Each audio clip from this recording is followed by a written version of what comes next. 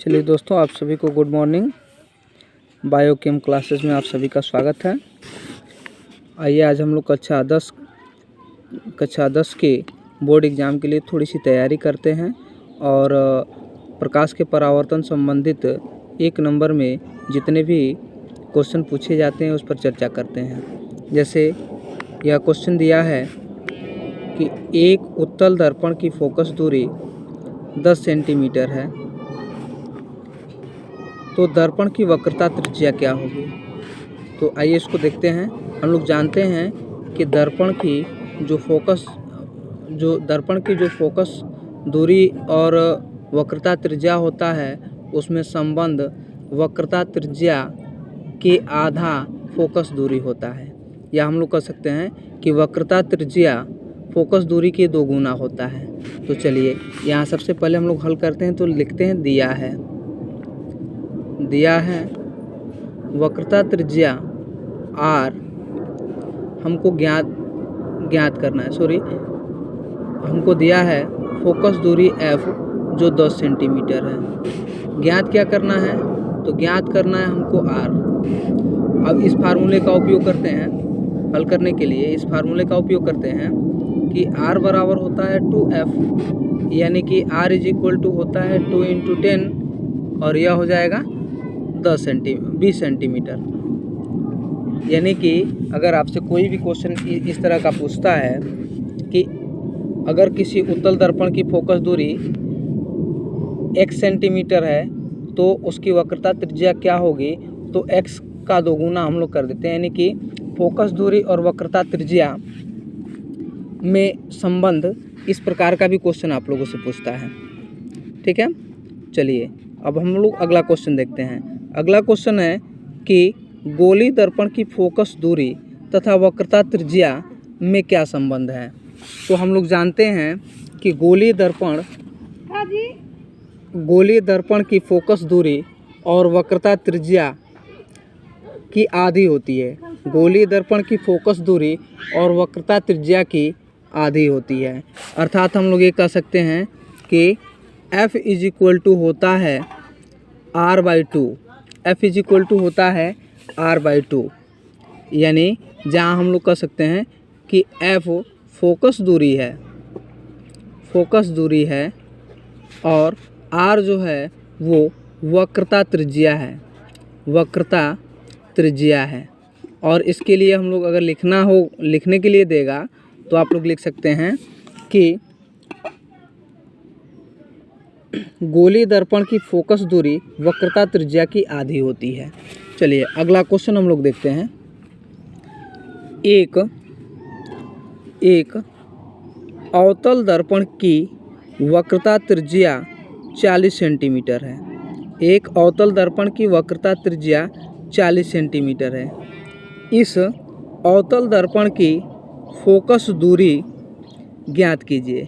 इस अवतल दर्पण की फोकस दूरी ज्ञात कीजिए। मतलब एक अवतल दर्पण की वक्रता त्रिज्या 40 सेंटीमीटर है। तो दिया है r बराबर 40 सेंटीमीटर, यानी कि वक्रता त्रिज्या। r क्या है? वक्रता त्रिज्या है।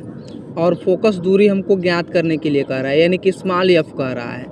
स्मॉल f यानी कि हम लोग फोकस दूरी है, कैपिटल F हो जाता है तो मुख्य फोकस उसको हम लोग कहते हैं। तो स्मॉल f ज्ञात करने के लिए कह रहा है।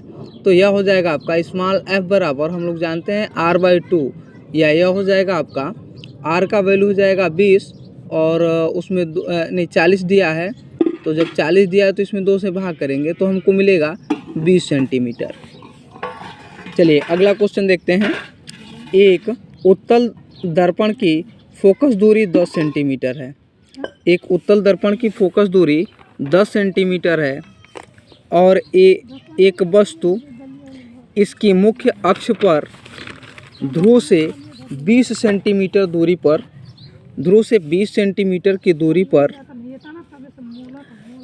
रखी जाती है। वस्तु की प्रतिबिंब की स्थिति ज्ञात कीजिए। तो वस्तु की प्रतिबिंब की स्थिति ज्ञात कीजिए। सबसे पहले हम लोग लिखते हैं दिया है। क्या क्या दिया है, और उसके बाद से अंत में हम लोग लिखते हैं ज्ञात करना है। ये 2 पॉइंट जब हम लोग याद रखेंगे, जैसे क्वेश्चन को अगर हम लोग पढ़ते हैं और उसमें हम लोग दिया है और ज्ञात करना है, ऐसी जो ये जब हमको जब हम लोग ज्ञात कर लेते हैं तो उस न्यूमेरिकल को आसानी से हम लोग हल कर लेते हैं। तो दिया क्या क्या है, तो इसमें दिया है, क्वेश्चन को स्पष्ट फिर से आप लोग पढ़िए कि एक उत्तल दर्पण की फोकस दूरी 10 सेंटीमीटर है। एक वस्तु इसके मुख्य अक्ष पर ध्रुव से 20 सेंटीमीटर की दूरी पर रखी जाती है। वस्तु की प्रतिबिंब की स्थिति ज्ञात कीजिए। चलिए, तो यहाँ पर अगर हम लोग देखें तो अवतल दर्पण क्या होता है, तो अवतल दर्पण वह ऐसा गोलीय दर्पण जिसमें प्रकाश का परावर्तन अवतल भाग से होता है, तो वह अवतल दर्पण कहलाता है। ये मान लीजिए कि यह अवतल दर्पण है, इसका मुख्य अक्ष ये है P और ध्रुव P से और वक्रता केंद्र C से मिलाने वाली जो रेखा होती है वह उसकी मुख्य अक्ष कहलाती है। ठीक है, तो अब हम लोग थोड़ा सा देखते हैं कि फोकस दूरी का मतलब ये हुआ कि कोई प्रकाश की किरण, मान लीजिए कि यहाँ से प्रकाश की किरण आ रही है और परावर्तन होने के बाद इधर से लौट जाती है, तो यहाँ से यह मुख्य फोकस है और ये ध्रुव है। तो मुख्य फोकस और ध्रुव के बीच की जो दूरी होती है वो फोकस दूरी होती है। तो दिया है फोकस दूरी यानी कि F बराबर दिया है, F बराबर 10 सेंटीमीटर दिया है। ठीक है, तो F बराबर 10 सेंटीमीटर दिया है और उसके बाद से क्या दिया है, दर्पण से जो है कि अब दर्पण से वस्तु की जो दूरी है वह दिया है, यानी कि इसको हम लोग U से दिखाते हैं। तो U बराबर दिया है हमको, U बराबर 20 सेंटीमीटर, U बराबर हमको दिया है 20 सेंटीमीटर। ठीक है, U बराबर हमको दिया है 20 सेंटीमीटर। चलिए इसको ऐसे देखते हैं थोड़ा सा, 20 सेंटीमीटर दिया है और ज्ञात क्या करना है हमको, तो हमको ज्ञात करना है भी हमको ज्ञात करना है। देखिए यहाँ लिख रहे हैं भी हमको ज्ञात करना है। अब हम लोग लिखते हैं दर्पण के सूत्र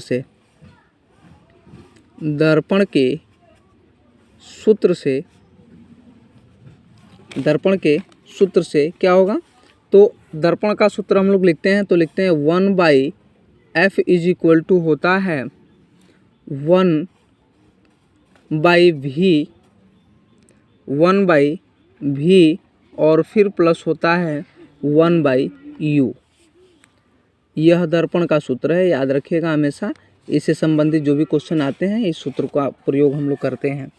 अब हमको दिया क्या क्या है, तो हमको दिया है, अब एक चीज़ यहाँ देख लेते हैं कि जो u है वह प्रकाश के सदृश नहीं है, उसके विपरीत है। कोई वस्तु अगर हम लोग रख देते हैं, मान लीजिए कि यह 10 सेंटीमीटर है और यहाँ पर हम लोग वस्तु को रखते हैं।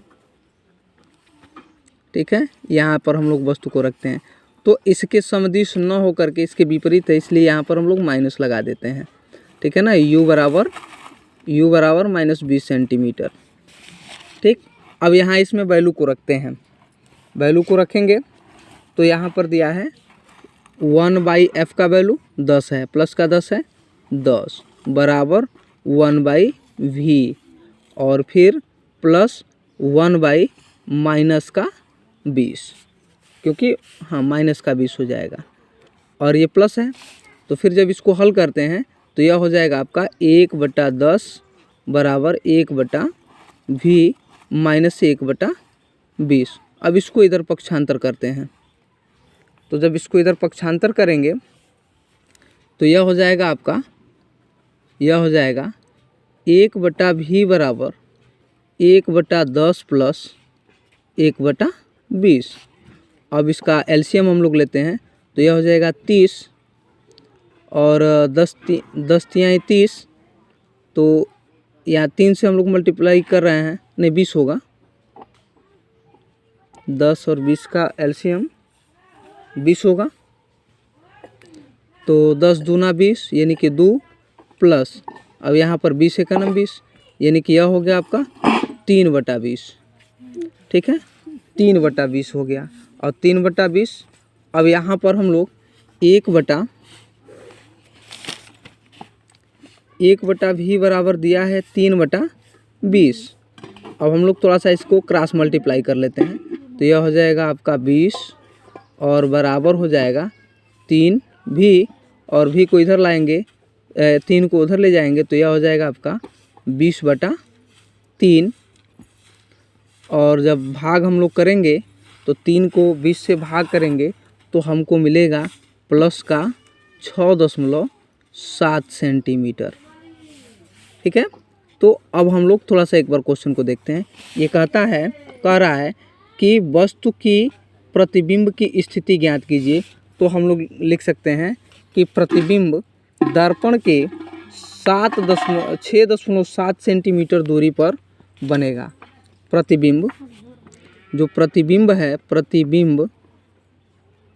बिंब दर्पण से 7.6 सेंटीमीटर दूरी पर बनेगा, ठीक है। चलिए दोस्तों, इस वीडियो को लाइक कीजिए, शेयर कीजिए